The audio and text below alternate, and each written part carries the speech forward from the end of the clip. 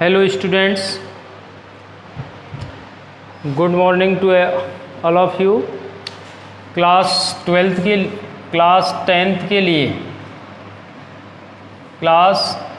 10th के लिए जो हमारा पिछला वीडियो का लंच था, जो हम पैसे पढ़ रहे थे।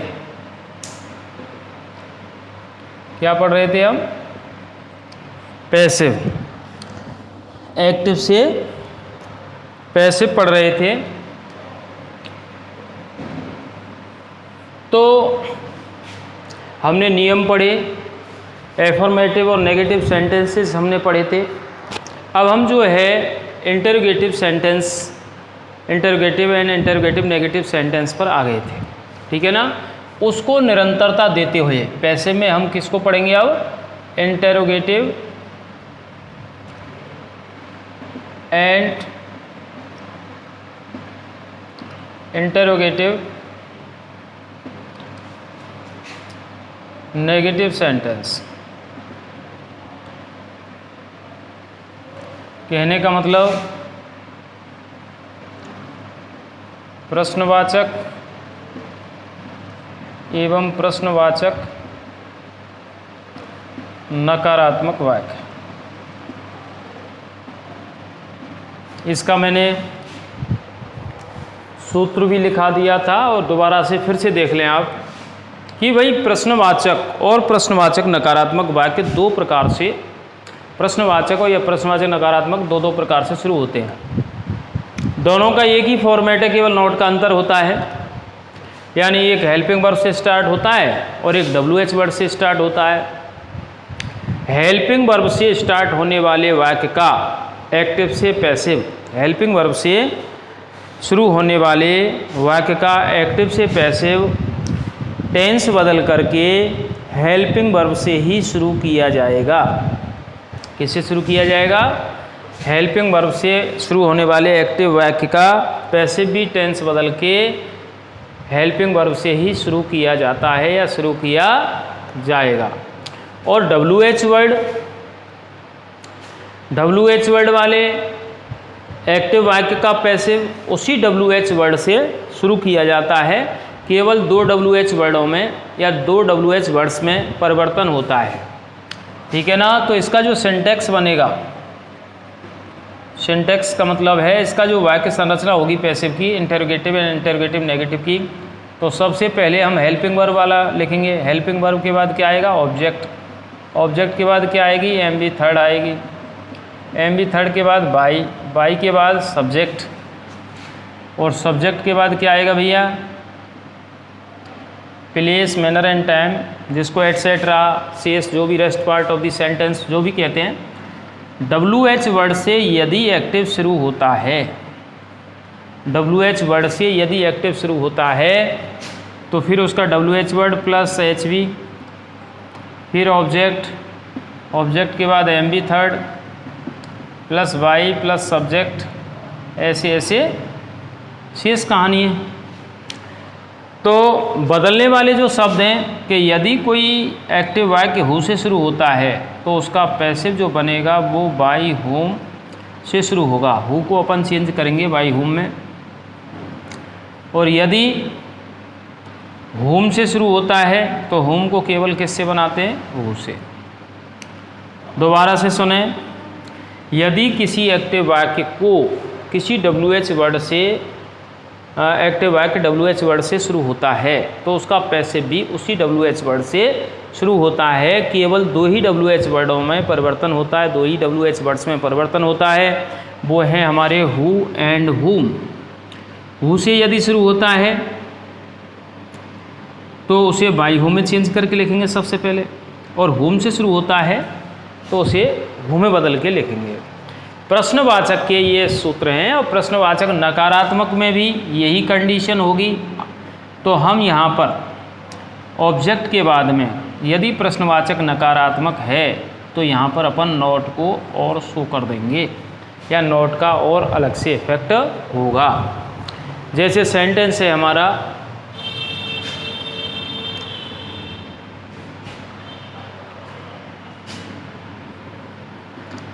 Did she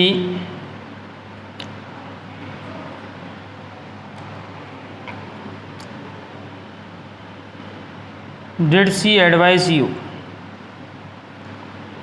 वाक्य का अर्थ क्या है, क्या उसने तुम्हें सलाह दी थी।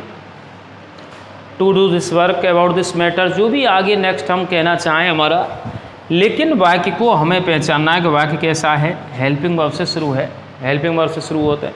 कौन सा वाक्य है, पास्ट इंडेफिनिट है। पास्ट इंडेफिनिट है तो इसे चेंज करेंगे तो कंटिन्यूअस की क्रिया लेगा। तो सहायक क्रिया से शुरू है तो टेंस बदल के हमें सहायक क्रिया से ही शुरू करना है। तो यहाँ सी आ गया तो हमें क्या करना है, सी के लिए अब यहाँ यू जो है वो सब्जेक्ट के स्थान पे आना है, तो यू को तो अपन यू ही बनाएंगे, लेकिन डिड को वाज वर्ब में चेंज करना है तो यू के साथ क्या लगाओगे आप, वर्ब। एडवाइज की थर्ड फॉर्म क्या हो गई, एडवाइज्ड, और इसको वाई हर, सी को ऑब्जेक्ट में ले जाएंगे तो वाई। दूसरा देखिए, वाई डू यू या वाई डज राम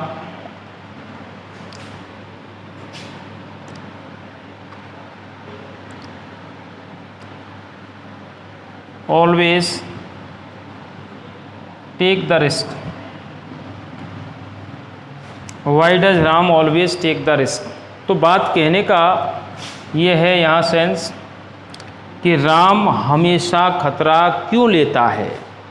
तो वाई पे तो कोई इफेक्ट नहीं है, डब्ल्यू एच वर्ड वाई को तो वाई के स्थान पे लिख देंगे। अब राम के स्थान पर ये रिस्क लाना है तो यहाँ पर why is the risk. Always के स्थान पर ऑलवेज जो एडवर्ब दिया हुआ है यहाँ पर, टेक की थर्ड फॉर्म क्या हो गई, टेकन वाई राम, ये बन जाएगा। ठीक है ना, इसका प्रश्नवाचक बन गया। और भी देखिए आप, सेंटेंस से हमारा तीसरा है,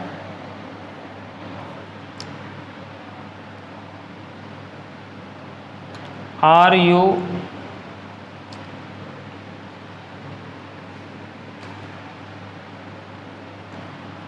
playing a good game.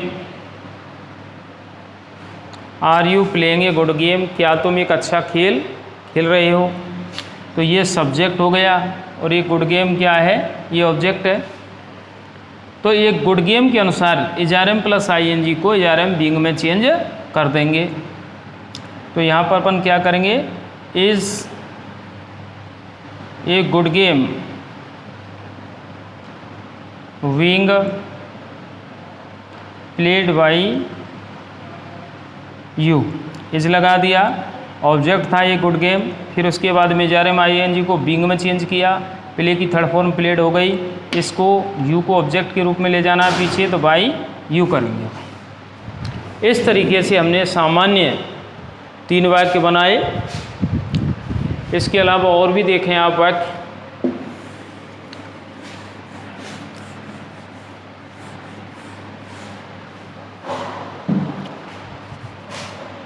Sentence है आपका, who teaches you, who teaches, तुम्हें कौन पढ़ाता है, हु टीचेज। तो हु को अपन चेंज करेंगे तो किस में चेंज करेंगे, वाई हुम, और यू के अनुसार क्या करेंगे, why whom are you, teach की थर्ड फॉर्म क्या हो गई, Y whom are you taught, तुम्हें किसके द्वारा पढ़ाया जाता है। हुम वाला वाक्य देखें, एक नोट डाल के आप भले लिख लें आप, हुम वाले एक्टिव वाक्य का पैसिव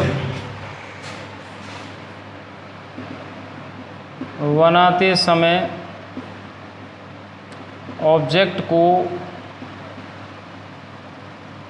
सब्जेक्ट,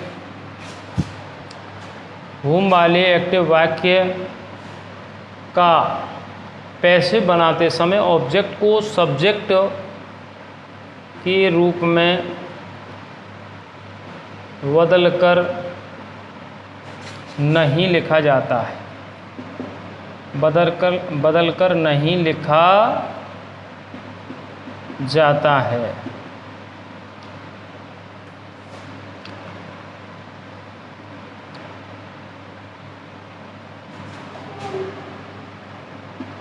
क्योंकि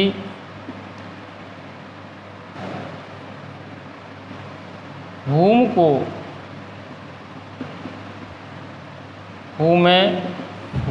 who में बदल दिया जाता है।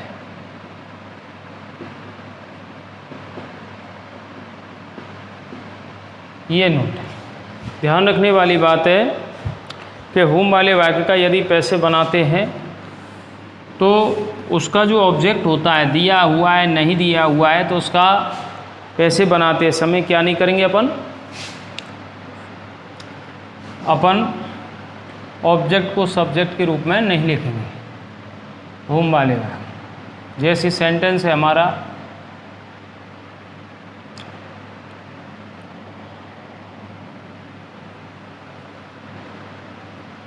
whom did she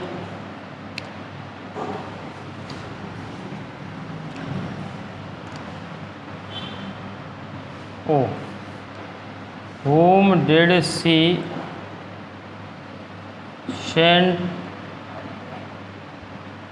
send her report?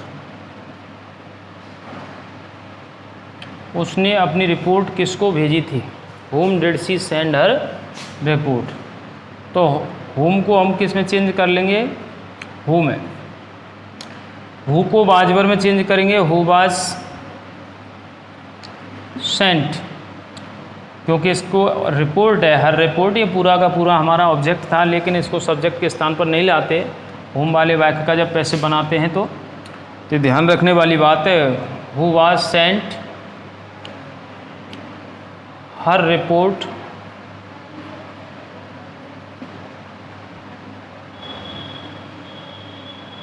who was sent her report by the report हो सकती है।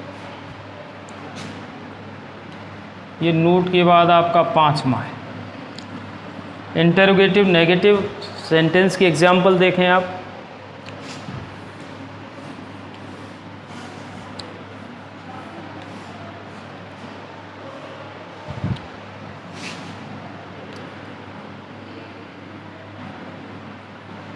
Was Ram not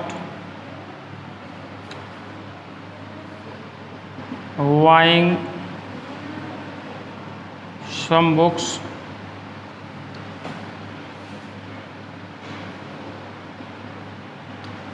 that year?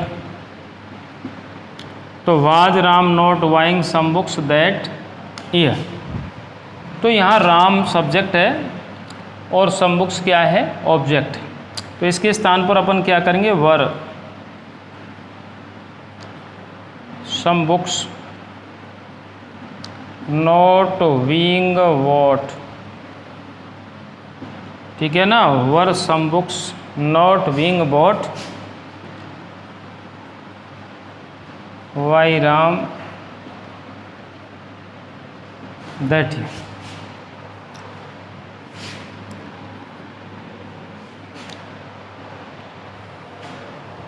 एक WH वाला नेगेटिव देखें।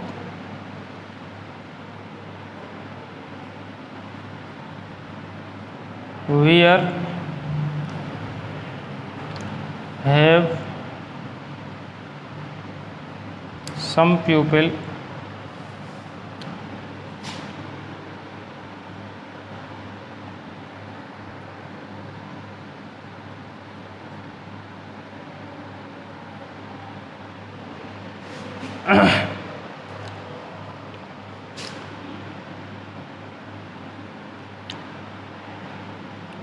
completed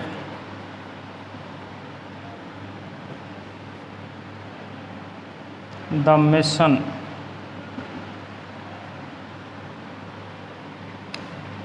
नेगेटिव कर लें, not completed। where have some people not completed the mission? तो सबसे पहले अपन ने where लगा दिया, where has the mission not been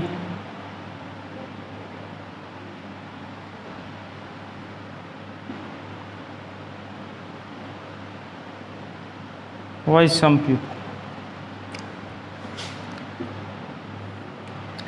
तो इस तरीके से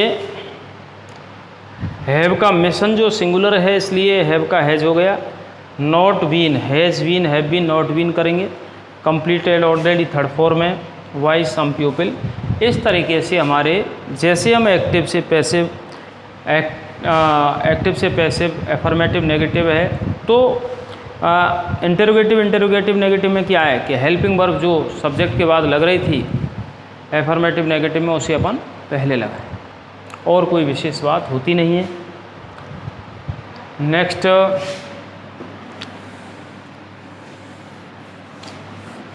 देखिए, अगला जो हमारा सेंटेंस है और वो सेंटेंस होगा आपका last and final imperative sentence. इसके पैसिव और बनाना सीखते हैं अपन। इम्पेरेटिव जिसको कहते हैं अपन आज्ञार्थक या प्रार्थना सूचक वाक्य। आज्ञार्थक या प्रार्थना सूचक वाक्य इम्पेरेटिव सेंटेंस होते हैं। इम्पेरेटिव सेंटेंस में पहली बात तो ये है कि इम्पेरेटिव सेंटेंस होता क्या है, ये समझें आप सबसे पहले।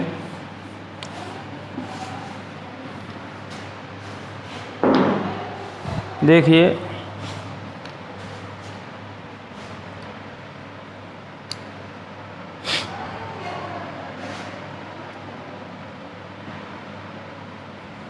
जो वाक्य MB first form don't, please या काइंडली या लेट से शुरू होते हैं, जो वाक्य MB फर्स्ट फॉर्म डोंट या नेवर,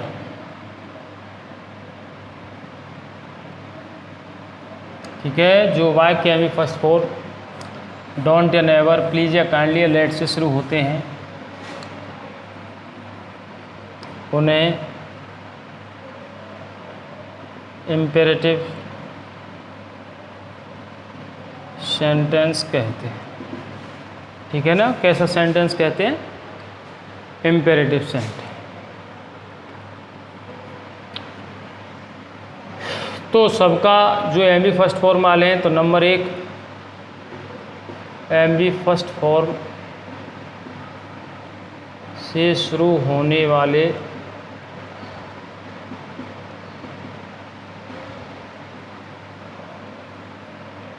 MB फर्स्ट फॉर्म से शुरू होने वाले वाक्य। तो इसका भैया सिंटेक्स है, सूत्र है, कैसे बनाएंगे? सबसे पहले अपन को लेट लगाना होता है। Let plus object plus be plus MB third form. शेष होता है तो शेष भी अपन यूज़ कर लेते हैं लास्ट में। लेट लगाएंगे सबसे पहले, लेट के बाद ऑब्जेक्ट, ऑब्जेक्ट के बाद बी के बाद MB थर्ड फॉर्म। तो सबसे पहले MB फर्स्ट फॉर्म से शुरू होने वाले वाक्य, जैसे देखिए सेंटेंस है, काफ़ी आता है, ओपन द डोर। तो ओपन मुख्य क्रिया फर्स्ट फॉर्म में, द डोर ऑब्जेक्ट है, तो सूत्रानुसार सबसे पहले लेट लगाएंगे और लेट के बाद द डोर और वी, सूत्र के अनुसार ये ऑब्जेक्ट हो गए, लेट लगे अभी और ओपन्ड, ये बन गया।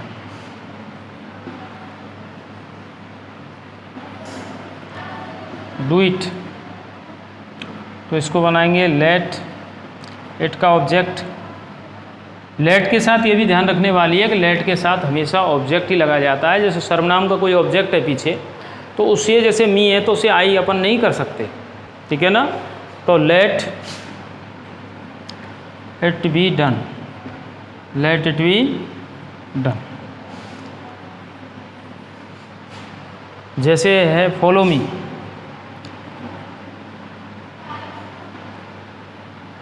तो इसमें आप नोट डाल के लेट के साथ हमेशा ऑब्जेक्ट ही लगाया जाता, लेट के साथ हमेशा ऑब्जेक्ट ही लगाया जाता है।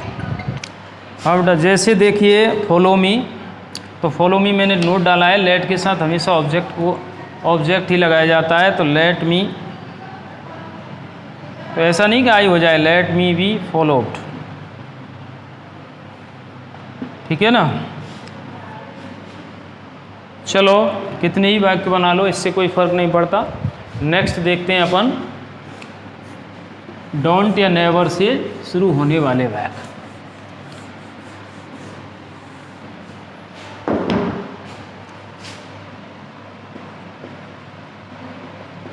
डोंट या नेवर से शुरू होने वाले वाक्य।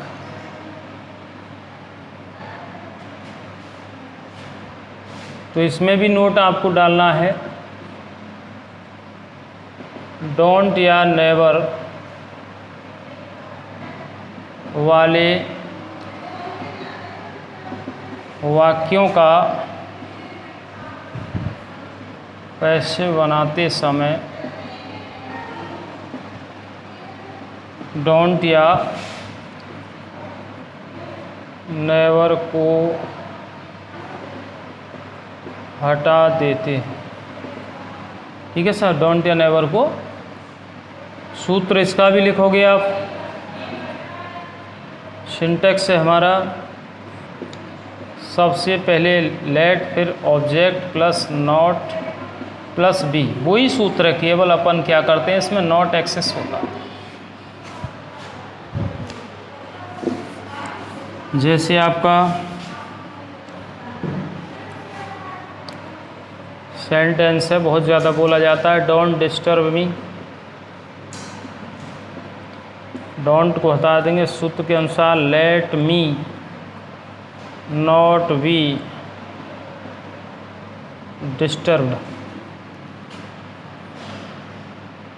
नेवर टीच द पुअर, कभी गरीबों को मत सताओ, let the poor not be teached, don't take it. तो सूत्र बनना है let it not be taken. इस तरीके से बेटा don't disturb me, let me not be disturb, सूत्रानुसार never teach the poor, let the poor not be teached, don't take it, इसे मत लियो, इसे मत लीजिए, तो late it not be taken. इस तरीके से हमारा डोंट या नेवर वाले वाक्य बन जाते हैं। फिर इसके बाद है हमारे प्लीज़ या काइंडली से शुरू होने वाले वाक्य नंबर 3। प्लीज़ या काइंडली से शुरू होने वाले वाक्य, प्लीज़ या काइंडली से शुरू होने वाले वाक्य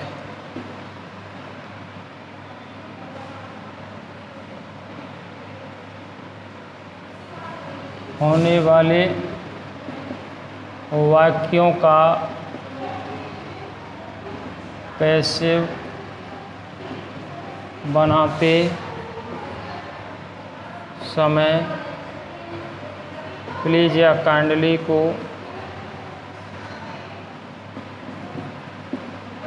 हटा देते हैं।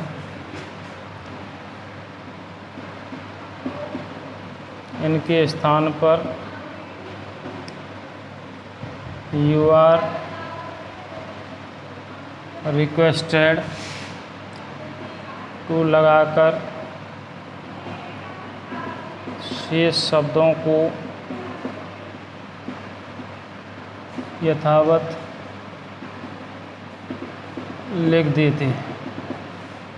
ठीक है ना। प्लीज़ या काइंडली से शुरू होने वाले वाक्यों का पैसे बनाते समय प्लीज़ या काइंडली को हटा देते हैं। इनके स्थान पर यू आर रिक्वेस्टेड टू लगाकर शेष शब्दों को यथावत लिख देते हैं। दर्शक, ठीक है ना। कैसे हटा देते हैं, कैसे यथावत, जैसे है प्लीज़ हेल्प मी, तो सूत्र बन रहा है प्लीज़ हेल्प मी, तो इसको हटा देंगे। You are requested to help me.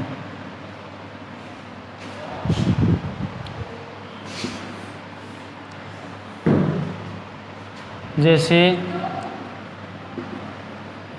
Kindly issue my certificate, इसको हटा दें तो यू आर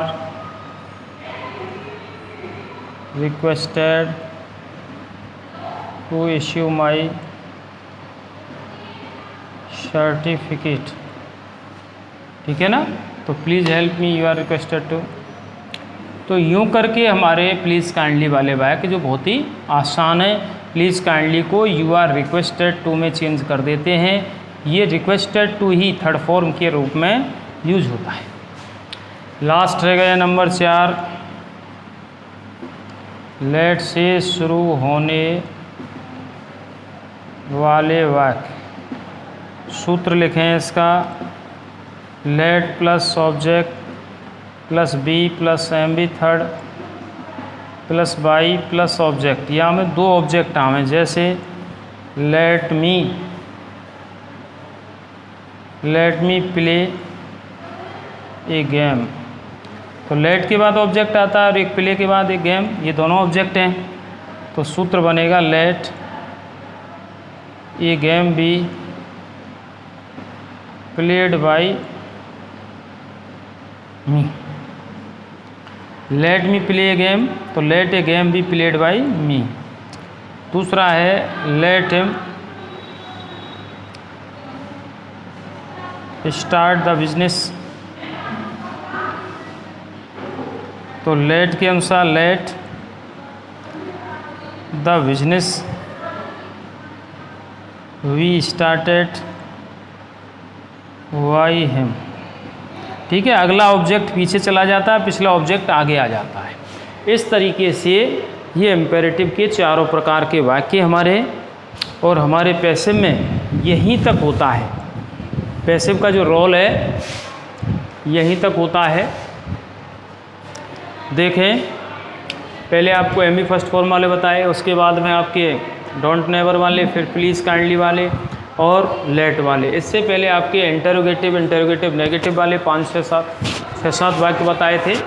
तो अगर हमारे पास नियम है, नियम के बाद सेंटेंस स्ट्रक्चर है, तो there is no problem to solve them to change into any form, affirmative, negative, interrogative and interrogative negative.